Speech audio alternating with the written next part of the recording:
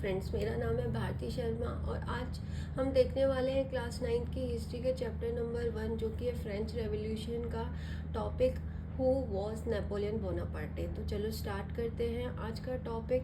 उससे पहले अगर आपको मेरे वीडियोस अच्छे लगते हैं तो प्लीज़ मेरे वीडियोस को लाइक करिए, शेयर कीजिए और मेरे चैनल को सब्सक्राइब करिए और कमेंट बॉक्स में ज़रूर बताइएगा कि आपको मेरे वीडियोस कैसे लगते हैं। तो चलो देखते हैं आज का टॉपिक कि who was Napoleon Bonaparte. In 1804 Napoleon Bonaparte crowded himself emperor of France. तो 1804 में नेपोलियन खुद को फ्रांस का इम्पीरियर घोषित कर देता है, मतलब राजा घोषित कर देता है। He set out to conquer neighbouring European country. Europe की जो नेबरिंग कंट्री हैं उन पे कब्जा करना शुरू कर देता है। Disposing dynasties and creating kingdoms where he place members of his family. उसके बाद जो वहाँ की जो डायनेस्टीज थी, जो राजवंश थे, उनको खत्म कर देता है। उनकी जगह पे न्यू किंगडम्स क्रिएट कर देता है जहाँ पे वो अपने फैमिली मेंबर्स को प्लेस कर देता है। Napoleon saw his rule as a moderniser of Europe. तो नेपोलियन खुद को एज अ मॉडर्नाइजर की तरह देखता था यूरोप के। He introduce many laws such as protection of private property and a uniform system of weights and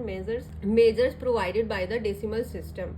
तो वो बहुत सारे नए नए लॉज भी लेके आता है, जिसमें पहला था प्राइवेट प्रॉपर्टी के प्रोटेक्शन का राइट। ठीक है कि अगर आपकी प्रॉपर्टी है तो वो आप ही के पास रहेगी, ठीक है, उसे कोई भी आपसे नहीं छीनेगा। साथ में वो यूनिफॉर्म सिस्टम लेके आता है वेट और मेजर का, जो कि डेसिमल सिस्टम पे आधारित था। मतलब पहले क्या होता था फ्रांस में कि रीजन जैसे ही रीजन चेंज होता था वहाँ पे मेजर सिस्टम क्या थे, अलग अलग थे। ठीक है, वेट और मेजर सिस्टम हर रीजन में अलग अलग थे, लेकिन वो क्या करता है यूनिफॉर्म एक समान वेट और मेजर लेके आता है कि ये जो एरिया है यहाँ पे एक जैसा वेट और मेजर का सिस्टम रहेगा, जो कि डेसिमल सिस्टम पे आधारित था। Initially many saw Napoleon as a liberator who would bring freedom for the people. Starting में जो लोग हैं नेपोलियन को लिबरेटर की तरह देखते रहे थे, मतलब एक मुक्तिदाता के रूप में देख रहे थे जो लोगों को फ्रीडम दिलाएगा। राजा का जो रूल है जिसमें वो बंधे हुए थे, उनके पास राइट नहीं थे, तो लोगों को ऐसा लग रहा था कि नेपोलियन क्या है, उनको राइट्स दिलवाएगा और फ्रीडम दिलवाएगा, जो कि उनके पास नहीं था।